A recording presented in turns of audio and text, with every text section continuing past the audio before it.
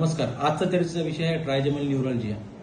मूळतः मेंदूच्या ज्या नसा आहेत त्या 12 प्रकारच्या नसा असतात. त्यातली 5 नंबरची जी नस आहे म्हणजे जी नर्व फायबर आहे त्याला आपण ट्रायजेमल नर्व म्हणतो. तर या नर्वशी रिलेटेड जे काही पेन आहे त्याला आपण ट्रायजेमल न्यूरॉलजिया म्हणतो.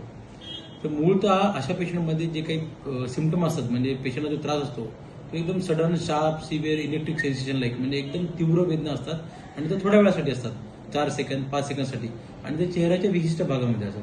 मूळतः ही जी ट्रायजेमल नर्व आहे ही पुढे जाऊन त्याच्या 3 फांद्या होतात. एक पहिला भाग जो आहे तो कपाळापासून ते आपल्या डोळ्यापर्यंत असतो, दुसरा भाग डोळ्यापासून ते आपल्या वरच्या होटापर्यंत असतो आणि तिसरा भाग जो असतो खालच्या होटापासून तो पाठीमागपर्यंत असा. म्हणजे या 3 भागामध्ये ही नर्व डिवाइड केली जाते आणि त्यामुळे ज्या भागाचा हा आजार आहे त्या भागामध्ये बहुतांशी पेशंटला हा त्रास होतो. बऱ्याच रुग्णांमध्ये तर असं वाटतं की हे दाताचं दुखणं आहे आणि बऱ्याच जणांचे दात पण आपण बघतो की दात काढलेले असतात की बाबा दाताशी रिलेटेड काही त्रास आहे का. तर नेमकं या आजार आहे काय. तर ट्रायजेमल न्यूरॉलजियामध्ये होते काय की जी 5 नंबरची नर्व आहे ट्रायजेमल नर्व तिच्या आजूबाजूला जे असणारे रक्तवाहिन्या असतात त्या कधी कधी त्या रक्तवाहिन्या आणि त्या एकमेकात गुंतून जातात किंवा या रक्तवाहिनीचा जो काही प्रेशर आहे ते या नसेवर पडतो आणि त्यामुळे पेशंटला तीव्र प्रकारच्या वेदना होतात. काही कमी प्रमाणामध्ये या 5 नंबरच्या नसेचा जर गाठ असेल, इपिडर्मल ट्यूमर असेल किंवा शॉनोमा असेल त्यांच्यामध्ये देखील अशा प्रकारच्या वेदना होतात. तर या प्रकारच्या जे ट्रायजेमल न्यूरॉलजियाला ट्रीटमेंट बनायची असेल तर जवळपास 70% रुग्णांमध्ये हा आजार गोळ्या औषधानेच बरा होतो. फक्त याच्या काही गोळ्या जे असतात ते लॉंग टर्मसाठी घेणं गरजेचं असते.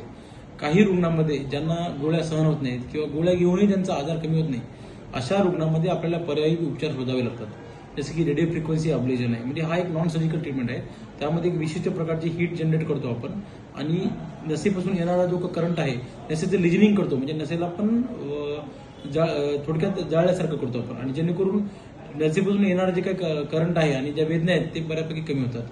आणि जर ट्रीटमेंट ऑफ चॉईस जर म्हणाल की बाबा 100% सांगा आम्हाला की हा पेशंट या आजारासाठी मुक्त कसं करायचं तर त्यासाठी आहे MVD सर्जरी म्हणजे मायक्रोव्हस्क्युलर डिकॉम्प्रेशन, ज्यामध्ये जो मूळ कारण आहे जसं की मी तुम्हाला आधी सांगितलं की या नसेच्या बाजूला एक रक्तवाहिनी अडकून बसती किंवा त्या रक्तवाहिनीचा दबाव त्या नसेवर होतो.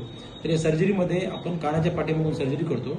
ज्या 2 नसा असतात रक्तवाहिनी आणि ट्रायजेमल यांना आपण एकमेकापासून वेगळं करतो आणि दोघांच्या मधामध्ये एक टेफ्लॉन नावाचा पदार्थ असतो, अगदी आपला कापसासारखा असतो, तो ठेवतो म्हणजे जेणेकरून हे 2 जे आहेत रक्तवाहिनी आणि नस एकमेकापासून दूर होतात. धन्यवाद.